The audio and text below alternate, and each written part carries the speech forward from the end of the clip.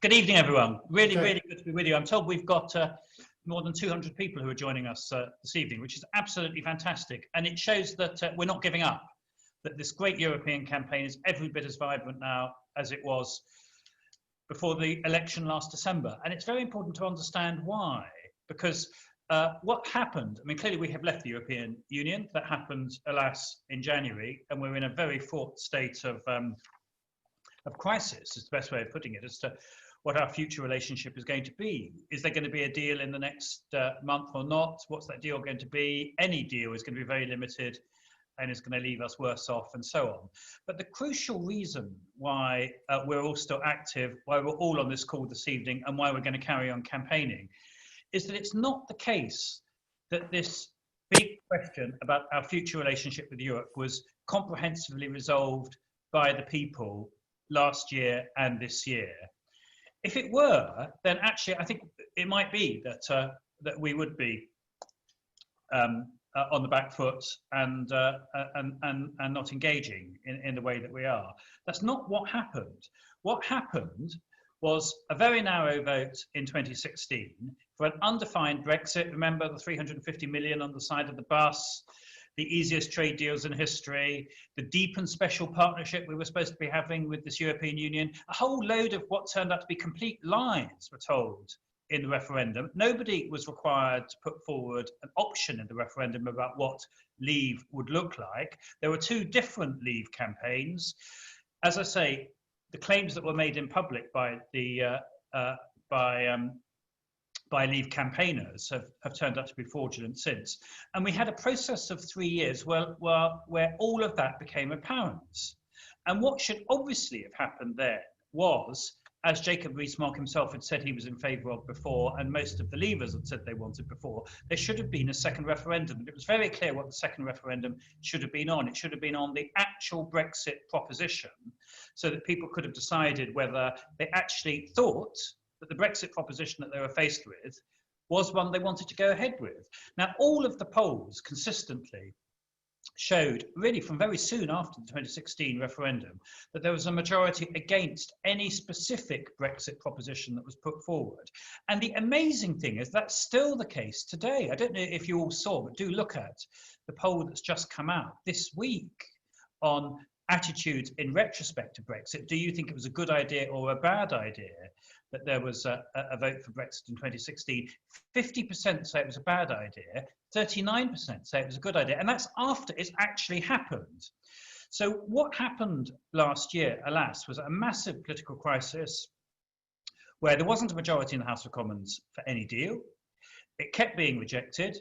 There was a growing campaign, which we all spearheaded. You know, we all turned up 3 times in Parliament Square in record numbers, more than 1 million in the last of the marches, demanding a second referendum on the specific terms of Brexit. But what happened is we didn't get that second referendum. What happened instead was, in the battle last year, which was a big battle in Westminster between whether there should be a second referendum or an election, we got to an election rather than a second referendum. And the reason we got to an election, tragically, was that the leaders of the opposition parties made, in my view, a terrible mistake. In the case of, I mean, one can go, it's a matter of historical debate why they made the mistake, and there's not a good use of my time now to go through why they did. Anyway, to cut a long story short, both Jeremy Corbyn and Jo Swinson decided for different reasons that they wanted to go to an election rather than a referendum. In the case of Jeremy Corbyn, who's the leader of my party, so I can say this without appearing in any way to be unfair, he wanted an election rather than a referendum because he didn't want to have to take a position in a referendum on Brexit. Even though the overwhelming majority of Labour Party members were against Brexit in principle and absolutely against the deal that was on offer, he himself had been a historic Brexiter. The best you can say about him is that during the Brexit crisis he was sitting on the fence. And indeed, in the general election campaign itself, he announced that were he to become Prime Minister, he wouldn't take a view on arguably the biggest issue of the day, which was Brexit, and certainly wouldn't participate in a referendum, which I think was an absolutely deplorable, indeed almost unbelievable position for the leader of the opposition and potential Prime Minister to take.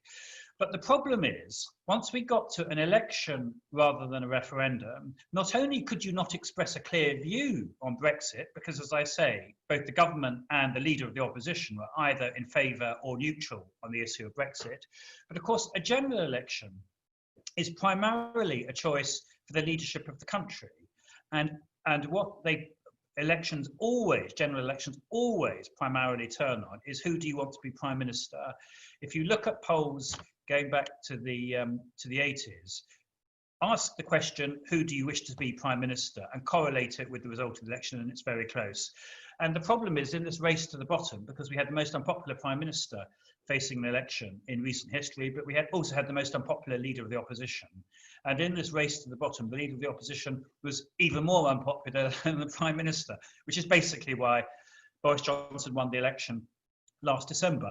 But all of that is really important to where we are now, because the election did not produce a clear public verdict on what people thought either about Brexit 3 years on from 2016 or the Brexit deal. What it did was to produce a verdict on who people wanted to be Prime Minister.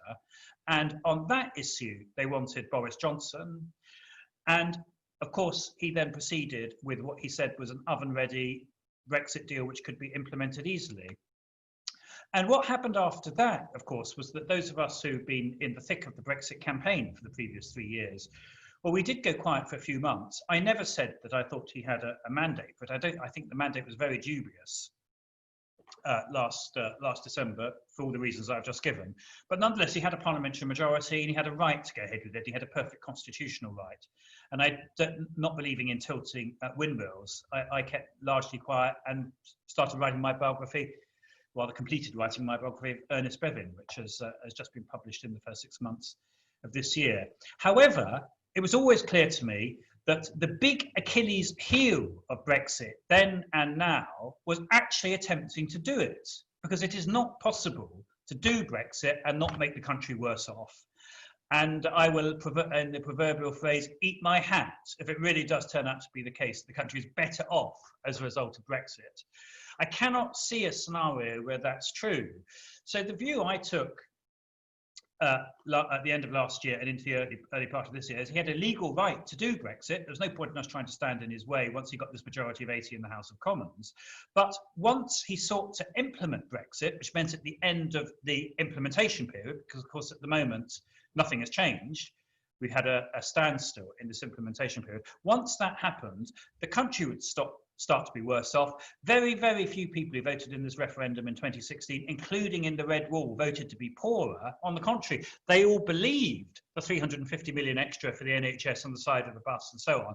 And when they saw that actually a fraud had been conducted on them and the public at large, and they were going to be poor, at that point, my view was we could start to mobilise opinion quite quickly. And I'm a great believer in the best arguments winning in democracies. And over time, and probably quite a short period of time, I think we will start turning public opinion round. And it was on that basis that I came to the great team at the European Movement who said, I think it's about time over the summer that I got on the road again. And in this coronavirus crisis, getting on the road means getting onto Zoom. And this is, I think, about the 5th regional meeting I've done on Zoom now. And as I say, it's great to be with you. But when we planned all this 2 months ago, the idea was that I was going to try and stir up apathy, in that great phrase by Willie Whitelaw. I thought there was a lot of apathy out there and we needed to try and get moving again because we're approaching January.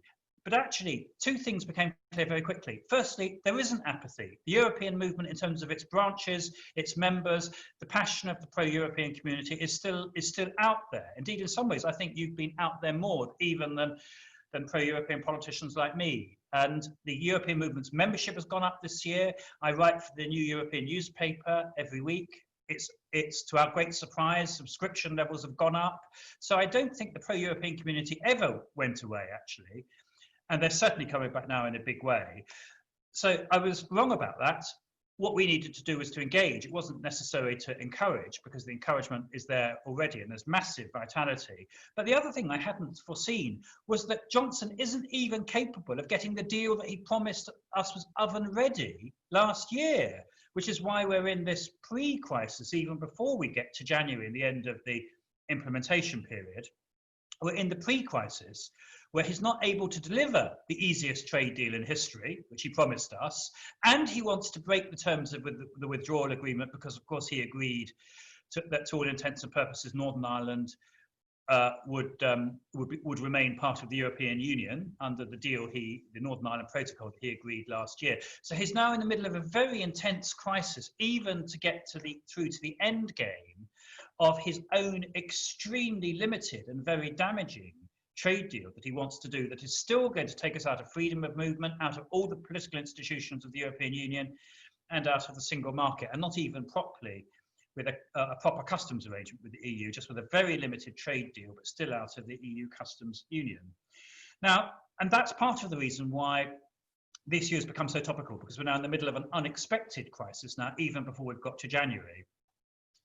So how do I see things at the moment? And I won't speak for much longer because I want to get a conversation going, and I know lots of you want to ask questions. For what it's worth, I think he will get the deal. I think we'll have alarms and excursions. It won't happen this week. There'll be the meeting of the European Council in 2 weeks' time. There'll be last-minute negotiations and all that. But I think he will get the deal for the same reason as he negotiated the Northern Ireland Protocol last year, that he will not want to see no deal, because absolutely no deal will mean the 30-mile tailbacks down the motorways leading to Dover, the huge queues at the airports, food shortages in the shops, and so on. So I don't think he's going to do that. I think what he will do is he will actually, with great brinkmanship and all of that, like last October and November, he will negotiate a very limited trade deal, like the Canada trade deal, which covers trade in goods in the sense of not having quotas and not having tariffs. There'll still be quite a lot of bureaucracy attached to it, so it's still not going to be great, but it won't actually lead to the ports seizing up and it being impossible to do imports and exports in an efficient way. So he will get that limited trade deal, but because we are out of most of the economic and all of the political arrangements of the EU, we will be worse off over time, and that will become apparent to the British people steadily after January. Now, as George Eliot famously said in Middlemarch, of all human failings, prediction is the most unnecessary. So I can't predict for you how quickly things are going to get badly, what form it will take, how public opinion will move, and all of that. I've already gone out of a limb by giving you my prediction that things will be worse. But I think, provided that is correct, and I don't wish it to happen, but I think it's just inevitable, then as things do get worse, and however they get worse, provided we are out there campaigning in a really serious way, doing the rebuttal, which is so important in all political movements, that we tie them to their promises, we tie the things that are going wrong, including less growth than in France and Germany, really serious inconvenience in trade and moving across Europe and all that, we tie that very clearly to Boris Johnson and the Tories. I believe public opinion will move quite rapidly on this issue about us having a close relationship with the European Union, and possibly even at an early date seeking to re-enter. And the fact that before anything has happened at all, you've got that poll out showing 50% think Brexit was a mistake and only 39% think it's a good idea. And we haven't even had Brexit yet insofar as it affects people's livelihoods and living standards. I think things will move, and we need to be there campaigning like mad. And why? Because, as in the title of my talk, I think there's everything to play for. It's not probably going to be immediate, because the next big decision point for the British people is probably going to be the 2024 general election. And because Johnson has this majority of 80 in the House of Commons, I think it's going to be unlikely that there'll be an early general election. But the thing we are playing for, and this is the reason why I've been quite active on Twitter and on the media in the last few days about the Lib Dem conference, even though many Lib Dems are my good friends and all of that, is what we're playing for is to get the party manifestos, the opposition party manifestos in 2024, to be as firm and positive as possible about engagement with the European Union, including renegotiating whatever deal Johnson gets to bring us fundamentally closer to the European Union. I would hope at the very least to bring us back into membership of the customs union and to a close association with both the single market and freedom of movement. And I believe that provided our campaigning is effective, And if things go as I expect that they will go for the next few years, it's perfectly credible for us to be pressing the main opposition parties, Labour, the Lib Dems, the Greens, the nationalist parties, to support a referendum on the issue of rejoining. And that's why I think it's a big mistake of the Lib Dems to say that they're not going to be campaigning for rejoin in the short term, but only the long term.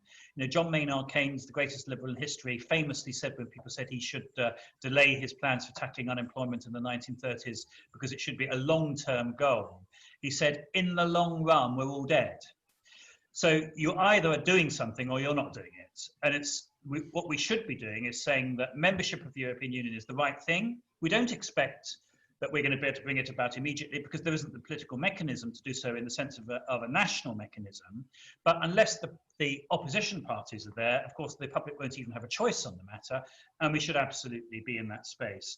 And I think the European movement, irrespective of which parties we support, and there'll be people on this call who support all parties, what we should be doing over the coming period is relentless campaigning, calling out Johnson and Cummings as things go wrong after January, and linking it clearly to their Brexit catastrophe, including COVID-19, because the same incompetence and malevolence which we've seen all the way through the last period on Brexit is exactly the same as we're seeing in respect of COVID-19 now. And then what we need to do is to be pressing the opposition parties in particular to take the most pro-European position that is feasible for the 2024 election. And though I won't absolutely go out on a limb and say what that should be precisely now, I cannot conceive that it's not going to be in the British national interest in 2024 to seek to re-enter the customs union, to have a close association with both the single market and the customs, the single market and freedom of movement, and move towards a referendum on the issue of rejoin. And just a final point. Those of you who've been following what's been going on in Switzerland in recent days will know that on Sunday there was a second referendum in Switzerland. The second referendum was on the issue whether the Swiss should have free movement of people to and from the EU as part of their what's essentially a membership of the single market. Now, this was a follow-on referendum from a 2014 referendum when by 50.3 to 49.7, the Swiss voted against freedom of movement with the EU. And what's happened in the last 6 years is that the Swiss government's been in negotiations with the European Union about what that referendum result means and what is the best deal that can be negotiated as a result of it. And to cut a long story short, that has led to a second referendum, which the Swiss have just had, where the government was strongly advising them to maintain freedom of movement. It has negotiated a few things that, to be frank, they're not big changes. There are things like jobs in Switzerland should be advertised first to Swiss before they're advertised outside Switzerland, which the European Union was agreed to negotiate. So there is some changes. But the key point for us is that 6 years after that 2014 referendum, the Swiss people voted on Sunday by 62% to 38% to maintain freedom of movement and to maintain their effective membership of the European single market. So if they can bring about that big change in Swiss public opinion decisively in favour of close relations with the European Union, there's absolutely no reason why we can't too.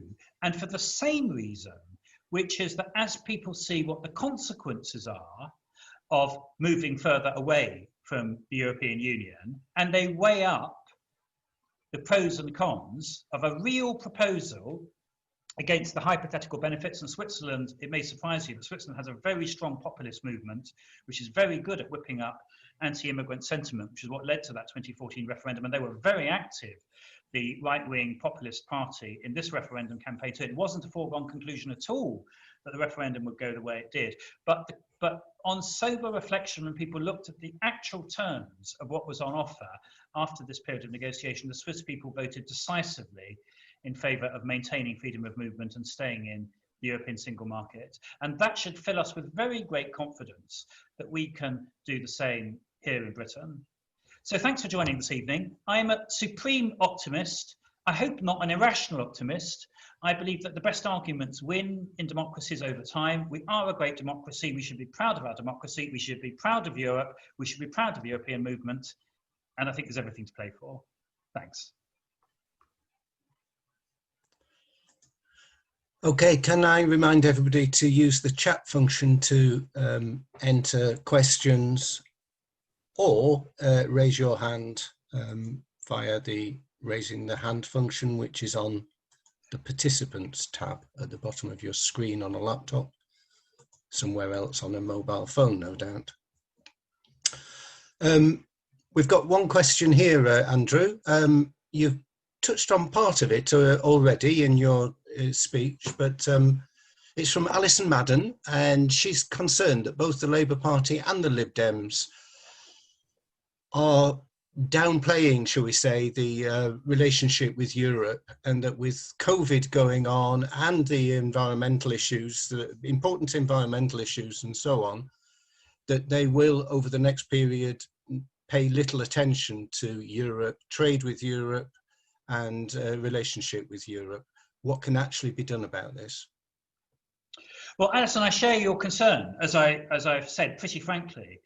However, provided we keep campaigning, and because of facts on the ground, namely in January we will be leaving this customs union, the single market, freedom of movement, I don't think it will take long before Brexit comes back on the agenda in a really serious way. Indeed, as I was saying, despite the fact that both the Labour and the Lib Dem leaders have tried to take it off the agenda because they, I think quite wrongly, have thought that it was losing them votes in the December general election, it is at the centre of the political debate anyway, just by virtue of the fact that there is a real existing crisis going on. There is a crisis in the endgame of our negotiations. It hasn't been resolved. The government is proposing to break international law, which is just an absolutely astonishing thing, in order to try and bluff the European Union. And that is even, as I say, before we've got to January. So I don't think the position of the Labour and the Lib Dem leaders is ideal by any means. But if we keep campaigning, and if we relentlessly link what's going on in the country to the crisis of Brexit, which I don't think will be too difficult after January, because a lot of our economic problems will be quite clearly identifiable, I think, with Brexit as a cause, I don't think we'll have too much difficulty commanding public attention on that. What we've then got to do, of course, is to persuade Ed Davey and Keir Starmer that they need to take a strongly pro-European position at the next general election. But the next general election, as I said, is 4 years away. And because of the Fixed Term Parliaments Act, plus the fact that government prime ministers with majorities very, very rarely throw them away, I don't think there'll be an early election. So the time which will really matter in terms of the pressure on the political parties is going to be about 2023, when they're writing their manifestos for the 2024 election. So the fact that they're not in the right place at the moment on Brexit, I don't think particularly matters, given the other factors I was talking about. However, lots of people on this call will be members of Labour and the Lib Dem parties, and I do strongly urge you, there'll be some Greens on as well, I imagine, on this call too. I strongly urge you to be active in your party and to constantly press the case for a concrete pro-European policy position, not just warm words about Europe, which are easy to give, though, to be frank, we're not even getting many of those at the moment, but that will be the first stage. We'll get those. We need to move from warm words. We need to move from a critique of Boris Johnson being useless and Brexit being part of the problem to actual specific concrete proposals for renegotiating our membership, our relationship with the European Union, and making it fundamentally closer at the next general election. And as I say, everything is to play for on that score, and we're in the very, very early days at the moment of this Parliament, and a long way before parties start writing their manifestos. Thanks, Andrew. The next one is from Michael O'Neill, and I'm thinking it's about the Labour Party and some of your comments on it. He's saying, is the current leadership much better on Brexit? He thinks we should be taking a clear international position, and is pointing out that Brexit will be a disaster for most of us, and particularly for the poorest in our communities. Well, I completely agree with what Michael says there. And as I say, I don't think that that the position that the leadership is taking is good enough at the moment, and I've been saying that very public. I don't think very publicly. I don't think it's going to be viable after next January, when the British public starts seeing that they are being made worse off by Brexit. And I think we need to keep pointing that out. But as I say, it's also early days. Now, when I was doing my virtual meeting in the East Midlands yesterday, I've come from the East Midlands to the southeast and getting around the country bit by bit.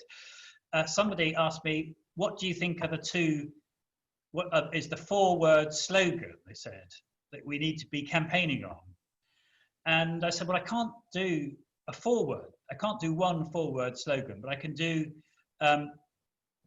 one 5-word slogan and one 2-word slogan. The 5-word slogan is nobody voted to be poorer. It is my view, from what I saw in the 2016 referendum and all of the meetings I did around the country in the last 2 years, that very, very few people, I mean, only a few quite wealthy Brexiters for whom income isn't really an issue, voted for Brexit thinking that they would be less well off afterwards.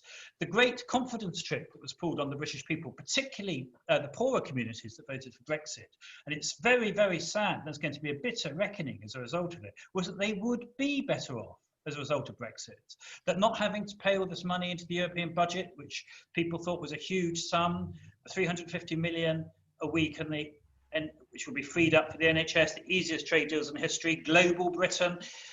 There was a view, which I'm afraid carried many of these communities, that they would be better off. When that expectation is bitterly disappointed, at that point, I think no one voted to be poorer is going to be a powerful slogan. The other slogan, though, is better in terms of getting the number of words down, which is just 2 words, which is the positive slogan. That's the negative one. The positive one is Europe works. The argument we're going to have to consistently make from January, because it's true, is that this European Union is a success story.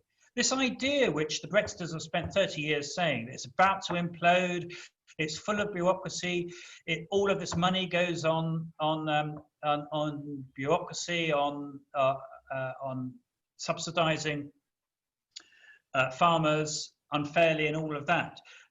As Britain becomes poorer as a result of Brexit, and people look at the success story of France, Germany, the countries in the European Union that are stuck in this very successful union, I think the argument that we'll be able to make, which is a big and positive argument, which we failed to make in the 2016 referendum, that Europe works, will be a powerful one.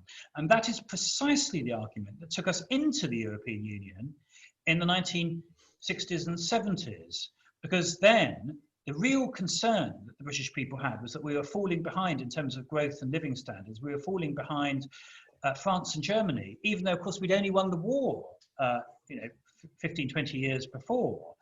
And it was deeply shocking to people that the country which had won the war in 1945 was falling behind Germany in real living standards by 1960, so only 15 years after the end of the war. And it's that brought about the radical change of public attitudes in the 1960s, which led to us going into the European Economic Community as it was in 1972. And I think that something like that is going to happen again. And our 2 campaigning slogans should be nobody voted to be poorer and Europe works. And I think both of those will resonate really loudly after next January. Thank you. Another question from Vijaya Lakshmi. Hope I got the name right. She's pointing out that people are continuing to give Boris Johnson the benefit of the doubt, COVID, unique circumstances and so on. And if he does come out with something, he will probably try and sell it as a battle against strong barriers raised by Europe. So what can we do to combat that? I have an unusual name in Adonis, but you've got an even more unusual name. I'd love to know how it's pronounced. Have we got? Can we bring Vijaya Lakshmi off mute? And Scott or Hannah? Ah, there she is. I don't want to call you by the wrong name. Yeah, I'm Vijay Lakshmi. Great. Welcome. Really, really good to see you. And thank you very much for your question. You make a very, very good point, which is that because though we, the pro-European community, don't much like Boris Johnson, and actually I think he's a charlatan, but that's not how the public at large has seen him in the past. They've quite liked him as a larger-than-life character and a bit of a joker and all that, and that's what the opinion polls all showed around the election. And he has still got a bit of that about him. And you're absolutely right that we shouldn't take for granted the fact that just because Brexit becomes unpopular, that he's going to become unpopular, and he can't blame it all on COVID-19. So we do need to be in serious campaigning mode, and that's really, really important, is that we're constantly pointing out that the things that are going wrong are the result of Brexit, and that's his fault because he is the Prime Minister. And there's only one way of doing that, which is relentless rebuttal. You know, as someone who's been in politics for quite a long time, there is no substitute for setting the narrative yourself, which means rebuttal, rebuttal, rebuttal, as people tell lies and misrepresent what's going on. The advantage that we've got is that at least in the period ahead, people aren't going to be saying, well, I may not much like that that Boris Johnson, but the alternative is that even worse Jeremy Corbyn. I mean, that's been so much part of the problem in politics over the last year and a half since Boris Johnson became Prime Minister. Now that we've got Keir Starmer and Ed Davey, both of them very sensible, middle-of-the-road politicians who, even if they don't set the houses on fire, they don't turn people off in a big way. I think it's going to be much, much easier for us to put the heat on Boris Johnson because he's really responsible for what's going on. And so there's no substitute for campaigning, but at least the context in which we're campaigning, which is people aren't deeply afraid of the leaders of the opposition parties, that's going to be a much more favourable one, I think, in the period ahead. Thanks for your question. Right. And we've got a really short question here from Stephen Hardy. Will the euro be a hurdle to re-entry? Stephen, I don't know is the answer, because re-entry on the very earliest, you know, because it would clearly, I think, take a referendum as part of the process of re-entry. So the very earliest we're going to be into detailed re-entry terms, given that there won't be a change of government before 2024 at the earliest, is going to be 5 or 6 years' time, I would have thought. Now, who knows where we are in 5 or 6 years' time? You remember Howard Wilson famously said a week is a long time in politics. To try and say what public attitudes will be to the euro in Britain in 5 or 6 years' time is well nigh impossible. We do know one or two things, though, which are relevant. One thing we know is that the euro has survived now for a long period of time, for much longer, well, for 20 years now, it's survived. And that is an important fact, because the fact that it survived for 20 years and it's got through this crisis, and there's a new Marshall Aid type pact, you know, 880 billion euros agreed by the EU 27, means it's likely to continue surviving. That means by the time we get there, it's going to have been in existence for a quarter of a century. So this British view that we had when I was in government, that the euro would never happen, and therefore the issue of us needing to join it didn't arise. And then afterwards, it's never going to last because the Greeks are going to fall out. There's going to be a big crisis. And then most recently, it will never survive COVID-19. One by one, all of these staging posts have been shown to be ones that the euro has passed. So my expectation would be that the euro is seen as a European success, not a European failure, by the time we could conceivably come to be negotiating a re-entry. And it may be that then attitudes to the euro in Britain will be very different too. It's very hard to say at this distance. So though it's clearly going to be a tall order to think that Britain could re-enter the euro as well as the European Union, since we just don't know what public attitudes are going to be to European economic institutions this far away. And as I say, I think a lot depends upon how well Europe is seen to be doing and how badly we're seen to be doing. I wouldn't care to predict at the moment whether the euro is or isn't going to be an obstacle. I should also point out, of course, that quite a number of members of the EU still aren't members of the euro. And it's not therefore absolutely clear that it would be a requirement for us to join the euro if we rejoined the European Union. Some people think it would, some don't. The truth is, until we got into a negotiation, we wouldn't even know. So I wouldn't, at this distance out, start making categoric statements like we would be required to join the euro and that's going to be an insuperable obstacle. We don't know whether we would be required to join the euro. That would be a matter for negotiation. And we don't know whether it's an insuperable obstacle because we don't know what British public attitudes will be to European economic institutions this far out. What we do know is that Brexit, in terms of leaving all of the existing economic institutions, is going to happen in January. That is, as I say, almost certainly going to be a bad news story for the British economy. And as the British people come to terms with that, I think that they'll start to recalibrate, insofar as they haven't already, because as I said, we already have a majority who think that Brexit was a mistake, but I think in much larger numbers, people will recalibrate the big mistake which the Theresa May and Boris Johnson governments made in respect of a hard Brexit. Okay, on a similar but different aspect of that, Andrew Meir is asking the trade agreements and agreements with countries and blocs that are put in place before we, in the next 4 or 10 years or whatever, before we try to get back in, how difficult will they be to dismantle and how easy will it be to then return to EU membership? Well, with that, almost all of the trade agreements which have been negotiated so far have just been rollover agreements. That is, rolling over our existing trade agreements that we have as members of the European Union, rolling those over so that the same terms apply. So obviously that's not going to be difficult to then transpose back into membership of the European Union because it's exactly the same terms. The only substantive new agreement there's been was the agreement which was signed last week, or was it the week before, with Japan. But the crucial thing to note about the Britain-Japan trade agreement is that it almost precisely replicates the EU-Japan agreements that was signed, I think, 2 years ago. It's one of the more recent EU trade deals. The differences aren't great, and they're certainly not great enough for it to be an obstacle with rejoining the EU.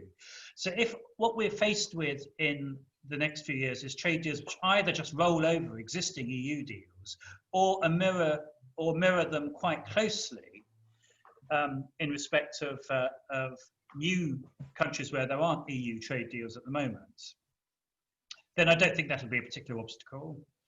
And in practice, I think they probably will mirror them quite closely because trying to get a trade deal through a democratic parliament, whether it's here or in a country we're negotiating with, where there are big reductions or notable reductions in animal welfare standards, employment protection, and environmental standards, is going to be very difficult.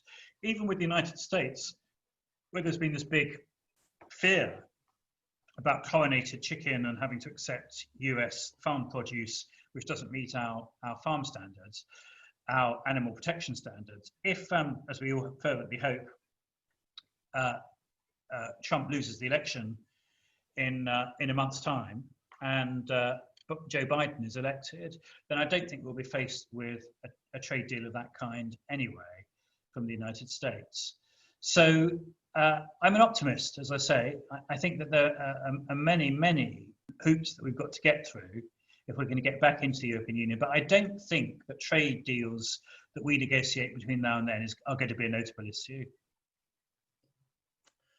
Another short one, Andrew, from Rosemary Morlin. Do you think Johnson will continue in post until 2024? I don't know, is the answer. I mean, you're asking me to predict again, and I've tried to keep my predictions to a minimum. Marina Hyde, who, if you don't read her in The Guardian, I think is absolutely brilliant. I mean, she writes more wittily, but also more incisively and devastatingly than almost anybody else at the moment. She said in a brilliant column a few months ago that the thing about Boris Johnson, who basically is in politics because it's a way of becoming a celebrity, that's what he's really interested in, celebrity status. The thing about Boris Johnson is that he badly, desperately wanted to be Prime Minister.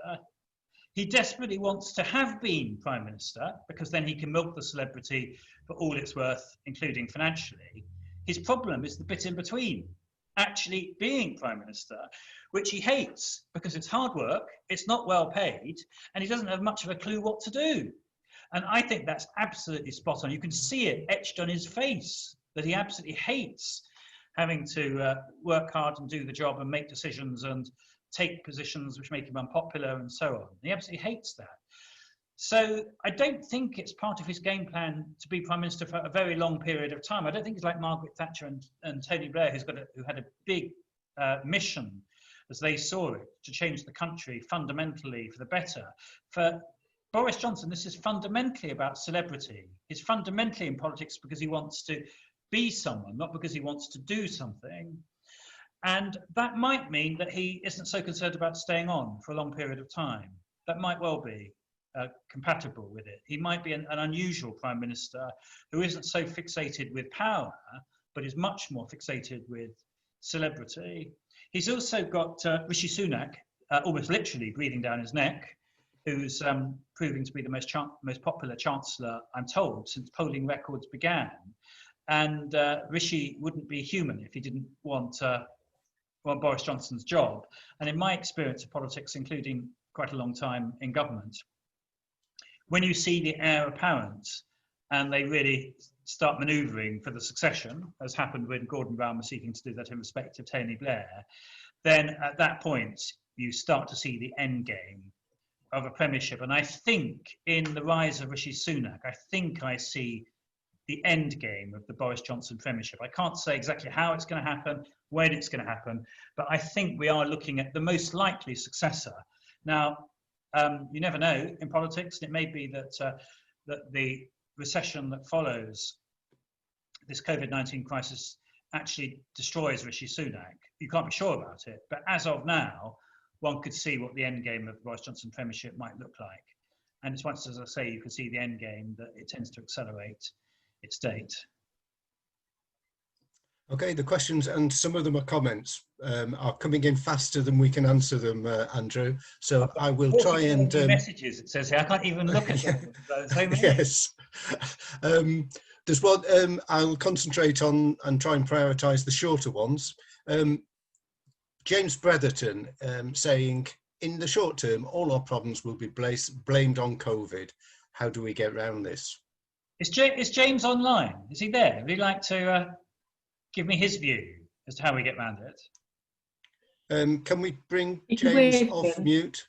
I will find you. If you could just wave at me. Where are you? Are you on the camera? A bit of variety and actually have a real person speaking rather than reading them off the... Yeah. I think we might have lost James's connection, but we do have a few other people with their hands up in the participants tab who might want to answer. I will answer James's question. I'm also intrigued to know whether it's the James Bretherton who was a very great friend of mine at university 30 years ago, and I haven't seen for many years. Is it the same James Bretherton? It'd be really interesting to say. It's quite an unusual name. Oh, I found him. He's here. We're going to find out, Andrew. Are you unmuted, James? There you go. I'm unmuted now. Can you see me now? I can. Yes. Hi. Hi, James. Well, no, I'm too old to have been. Yeah, I know you're not the James Hawaiian University, but you've got exactly the same name. It's a very great name. But Bretherton is a name that you can find on the web in relation to Europe, because he was the Board of Trade official who was sent. Your father. That was my father. Who? Oh, is he the one who was sent in 1955 to the Messina? That's my father. That was your father. Yes. Well, that's a very, very important piece of European history. That your father. Whole books have been written about your father. I know. And what he did at the Messina conference, and how he was sent there by Anthony Eden to try and stop the whole thing from going ahead. Yes. What did your father? So this is for those of you who are versed in European history. You'll know that the Messina conference, which is what led to the Treaty of Rome. Yeah. Every other country which joined what became the European Union, the original 6, were represented by their foreign ministers. But Anthony Eden, who alas was a firm anti-European, alas tragically so, not only did he not participate in the Messina Conference and stood apart from the Treaty of Rome, but he sent a Board of Trade official to the conference, who was Mr. Bretherton's father. Yeah. So you can tell us what, after he'd retired, what he thought about the Messina Conference and the role he'd been asked to play. Well, I mean, it is on the record that he thought it was a huge mistake, that if we had been willing to participate, we could have had almost anything we wanted. In those early days after the war, our reputation was extremely high, but we had to be willing to participate, and we weren't. And perhaps that was inevitable at the time, given our sort of ex-imperial history and the relationship with the United States. But it was a fatal mistake. If we had been there at the beginning, it would all have developed in a way in which we would have felt we were part of the founder members, not coming in when a lot of things had already been established in a way that we didn't like and never being fully committed. So it was a real tragedy. And he felt that very deeply. And as I was a child at the time, you know, it was passed on to me. I felt it very deeply. Mm. But what's the answer? That's really interesting, and I'll have something to say about that in a moment. But what's your answer, James, to your own question? Well, my own question is, this will be difficult, but I think you've probably really given the answers that over a period of months and years, it will become apparent. We're going to get through COVID eventually, but we will discover that other European countries are getting out of the COVID crisis much faster than we are, because we're being held back by all the obstacles that Brexit has created for us. And that's back to your campaigning point. We've got to keep making that point more and more, and building it into the proposition that at the next election, if there's a change of government, whoever is in government should try and negotiate better terms, which involve being a closer relationship with Europe than we will have on the 1st of January. That's absolutely essential. Yes, I'm his wife. So I feel much gloomier about the prospect. I feel that everything will be blamed on COVID. All the Brexit catastrophe, all people's loss of earnings, and it's true that COVID has meant that people have lost their jobs and lost their part of their income. So I think it's very difficult. I'm not so optimistic about it as James is. Well, can I just say, I think that the discussion you're having in the Bretherton household is absolutely the discussion which is relevant to our debate this evening, because I didn't pick up your name, Mrs. Bretherton. Harriet. Iris. Harriet.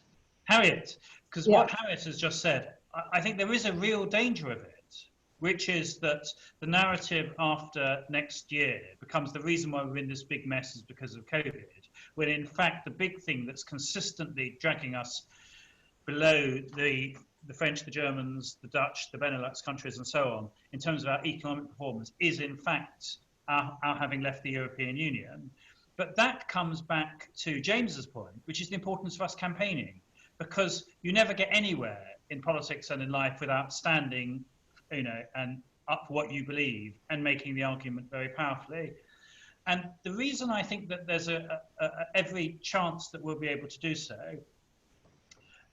is precisely because the polls already show that Brexit is unpopular, that it already, before the COVID thing started, there wasn't an attitude amongst majority public opinion that Brexit was great, and then it was all somehow stopped from being a fantastic freeing up of Britain and global Britain and best trade deals ever and all that by COVID. On the contrary, what happened was a real crisis last year where people with very great reluctance were forced into this general election choice between who they wanted as a prime minister.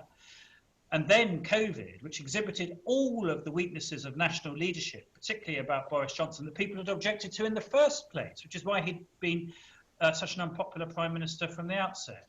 So though I think what Harriet has said might turn out to be true if we don't campaign hard enough, I think provided we're out there in a really serious way, constantly linking what's happening in the economy to people's jobs, to companies pulling out of Britain, to the lack of inward investment and so on, constantly connecting that up with Brexit from next January, and of course making the point that the same incompetence and malevolence that we've seen about COVID, we have also seen in Brexit, that the two are two sides of the same coin. I think we can bring public opinion with us, but it's not a foregone conclusion by any means. And the debate which is taking place in the Bretherton household is exactly the reason why we in the European movement need to be bold and forthright. But can I just say something about James's father? Because my book, and I don't want to oversell it, but it's about the same period, on Ernest Bevin, the last chapter, which, because I think Ernest Bevin was a very great leader, he was maybe the best trade union leader this country's ever produced, founded the Transport and General Workers Union, the biggest free trade union in the world. He was at Churchill's right hand as Minister of Labour during the war, which is a big part of the reason why we won the war. And he was also, I think, by and large, a good foreign secretary after the war, in particular, because he did two phenomenal things. He stood up to Stalin in a way that almost no one else did. He persuaded the United States to form NATO with us, so what became the Transatlantic Alliance, which has safeguarded our security ever since. And he was absolutely crucial to the formation of the state, the Federal Republic of Germany, which has been the bedrock not only of European democracy since 1945, but also actually the European Union itself. And but the key point coming back to James's father is the mistake he made in his last year as Foreign Secretary is he didn't support Britain going into the European coal and steel community, which is what became, through the Treaty of Rome, which is what the negotiations were about at Messina, which James's father was the British representative at, what became the Common Market and then the European Union. Now, in the last chapter of my book on Ernie Bevin, I discuss why he didn't. And it wasn't because, it's very important to understand, it wasn't because Ernie Bevin was anti-European. He was never anti-European. On the contrary, Britain remained very actively engaged in Western Europe after 1945, particularly safeguarding the security and the rebuilding of Western Europe. But for Ernie Bevin, there wouldn't have been the Berlin airlift. There wouldn't have been a free West Germany. There wouldn't have been the foundation of the Federal Republic of Germany. And there wouldn't have been Marshall Aid, which it's Ernie Bevin who negotiates that essentially with George Marshall on the whole economic reconstruction of Western Europe. The mistake that Bevin made, which I think was perfectly understandable at the time, was that his view was that given that Germany was still prostrate in 1950, which is when the Schuman Plan was being debated, and France was also extremely weak, and there was this long tradition of antagonism between France and Germany, which of course had led to two wars in the previous 50 years. He didn't believe that a federal construction in Western Europe would actually work. What he thought was going to be necessary, and was the only way that Europe would work, was by bilateral arrangements between the democracies of Western Europe with a security guarantee underpinned by the United States with its huge security forces, military forces. Now, as I say in the book, though that was an incorrect judgment in the light of what happened after, I don't think it was an unreasonable judgment in 1950 to 51.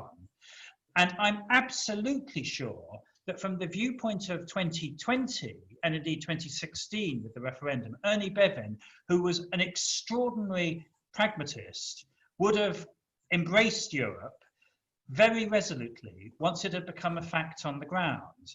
So the mistake that was made in 1950-51 by Bevin, that was then repeated by Churchill's government, actually ironically, even though Churchill was the founder of the European movement, the Churchill government doesn't go into the European coal and steel community, and it's under the Churchill government that negotiations start, which then take place at Messina, and then under Anthony Eden.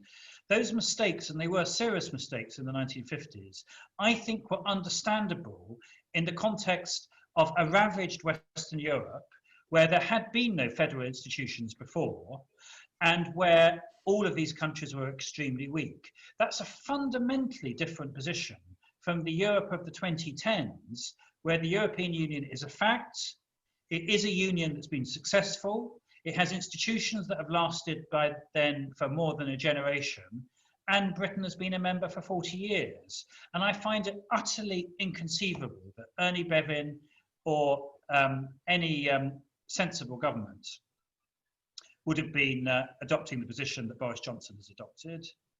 And all of that is to say that though your father saw this at the time, James, because he realised at the time it was a mistake that was being made, and he was enlightened because he was right to see it as a mistake and a big wasted opportunity. Within a generation, almost everybody who had Britain's best interests at heart and actually knew from first hand what was going on in terms of European diplomacy and European power politics was in favour of us joining the European Union. That's why Harold Macmillan makes the application to join only 6 years after the Messina Conference in 1961. It's why we joined in 1972, and it's why every Prime Minister of every government of every party between Harold Macmillan in 1961 and David Cameron in 2016 was in favour of Britain being a member of the European Union. And it's only since the mistaken referendum, which David Cameron called, and then the really disastrous political handling of the last 3 years by people including, alas, Jeremy Corbyn, that we've ended up in the mess that we're in today. Right. Assuming Scott and Hannah, we have time for some more. I'm happy to take 2 or 3 more questions. I know we're going for an hour, but if can I make a suggestion, John, that we maybe take 2 or 3 questions together and bring people in, and then I do a wrap up at the end of that. How does that sound? That sounds good. David Blackmon and Jane Kahn, you've been waiting a little while with your hands up, I believe. And I apologise for not getting to you earlier. I've been paying attention to the chat. Am I unmuted? David, yes, you are unmuted. I'm very glad that you mentioned this, Andrew mentioned Switzerland. It seems to me there's hope for a future referendum, and clearly the youth vote was important there. I wanted to mention an organisation which is never mentioned, and without seeming defeatist, there's no pro-European. I mean, the Council of Europe is there, and we're still in the Council of Europe. And we should at least, even, it sounds defeatist in accepting the Brexit, which we have to. It's important that we actually stress our role in the Council of Europe, the incompatibility with the current legislation the government's trying to put through. And speaking from Oxford, we've just been raising the question that the Conservatives in the Parliamentary Assembly of the Council of Europe have the most unhappy bedfellows on the far right, Allianz für Deutschland, for example. And we've raised the question of whether one of our local MPs, John Howell, should be treasurer of a group which includes now, since last year, the far right.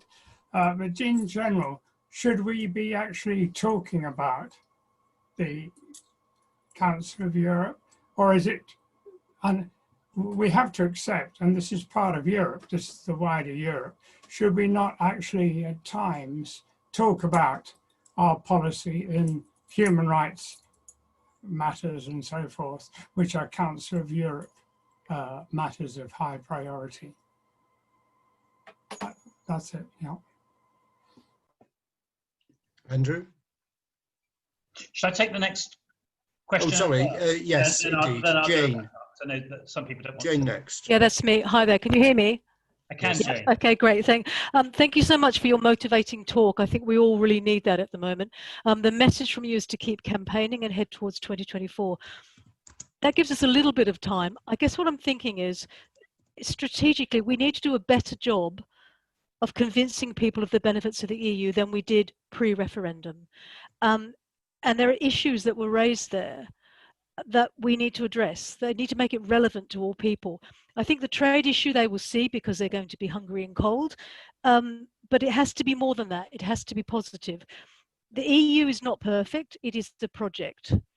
What changes should the EU consider making, or issues that it look at? For example, immigration is still an issue. Black Lives Matter today was saying they don't think it's being addressed. The EU can strengthen Europe. The UK can strengthen Europe in many issues. They're very sad that we're going. what reasons can we find? What joint reasons can we find to rejoin? Joint reasons that are good for the EU and good for the UK. How do we do it differently this time? That's my question. Well, thank you, David and Jane. Those are excellent questions. David is absolutely right to talk about the importance of the Council of Europe. I'm a member of the Council of Europe. I'm one of Britain's parliamentary representatives, and I hadn't been on the Council of Europe before this year, and I stood for election for the Council of Europe precisely for the reasons that you gave, David, which is that now we've left the European Union, the only political institution in Europe that we're a member of is the Council of Europe. And I see it as hugely important for all the reasons that you said, to do with safeguarding human rights, democracy, liberty. The Council of Europe sends observers to elections across Europe, which is important. We also appoint the judges on the European Court of Human Rights, which is important. And as you rightly say, some of the Tories have very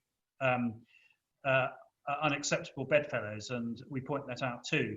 And I see the Council of Europe as important in the British context in making the argument as to why we need to be engaged in Europe, because we have such a big interest in seeing the highest standards of elections, human rights and engagement across Europe. So the points you've made, David, are very well made. And on the Labour side, I can tell you that there's a very high quality group who are representatives on the Council, precisely because we're now out of the European Union.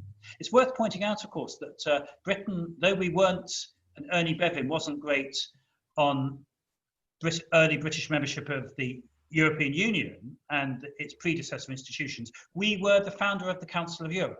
And that was a Bevin creation with very strong support from Churchill. And Churchill was the first chairman of the Council of Europe too.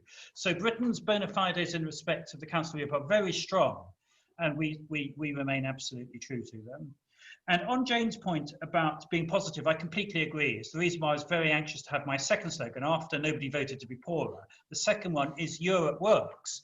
And Europe doesn't just work as a straight economic calculus. It works as a union of hearts and minds, as a cultural union, freedom of movement, opportunities for the next generation, particularly the young who were passionately against Brexit because they don't want to see their opportunities to live, work, study, settle, form relationships across Europe being sacrificed. And I think we need to be constantly positive about the European ideal, which is both very inspirational and very practical for people. It's an inspirational idea that we should overcome national stereotypes of national borders, but it's also very practical because it enlarges people's frame of reference, their opportunities to study, their opportunities to experience culture, their opportunities to forge friendships, their opportunities to work and so on. And we need to be doing that in a really serious way. And if I can just end on this point, which I made in one of my earlier discussions, I think in the London region, one of the practical things I think we should be doing is promoting in a really serious way youth, students, and educational exchanges. We've got quite a number of people in this call who are from Oxford, which I know extremely well because I lived in Oxford and was a lecturer there for 10 years, and I was a local councillor. And Oxford is twinned with actually quite a number of cities, but it's twinned with Leiden in the Netherlands and with Bonn. And the Bonn twinning was hugely important after the war because, of course, Bonn was the capital of West Germany, which I was mentioning earlier. And the twinning of Oxford and Bonn in times past was a very meaningful relationship. There were exchanges of students, schools were twinned and so on. But a lot of these twinning arrangements were essentially withered. Partly they withered because we became members of the European Union. We didn't need to have, as it were, that kind of promotional type activity. But now that we're out of the European Union, I think it's very important that we take these relationships very seriously. And I think it's particularly important that all of our schools, our secondary schools, have meaningful relationships, which I think should include twinning relationships with schools on the continent. And many of you will be teachers or school governors, maybe languages teachers, and I think it's really well worth investing our time and effort into forging meaningful twinning relationships between our secondary schools here in England and secondary schools on the continent, and doing youth and student exchanges in a serious way, and teacher exchanges, so that the next generation of young Brits have really meaningful experiences while they're at school, which is so important, with schools and with people of their own age on the continent. And that's something very practical, which we in the European movement can be doing over the next year, 2 years, 3 years, which I think could make a really big difference to the debate about Britain's future engagement with Europe. But on that note, can I just thank you hugely for participating this evening. I'm sorry I've spoken too much and didn't give more opportunities for people to come in, but you've got my email, it's on the chat. Do email me any questions and comments, and I'd be very happy to respond. And as I say, I'm an optimist. There's everything to play for. I think we're at the bottom of the curve. Things have gone badly for us in terms of our relationship with Europe in the last few years, but we're not an actually anti-European and disengaged country. We're an international country, and I believe, provided we have the right leadership, we will re-engage in a serious way. And I think there's every reason to think over the next 10, 15 years that could include re-entering the European Union. So there's everything to play for. And thanks very much, and have a great evening. Thank you, Andrew. And yes, we do have to wrap it up there. We look forward to seeing you in better times when you can come to all the various towns of the southeast, like you did last year and the year before. Thank you, Andrew. Thanks, everyone. Have a great evening.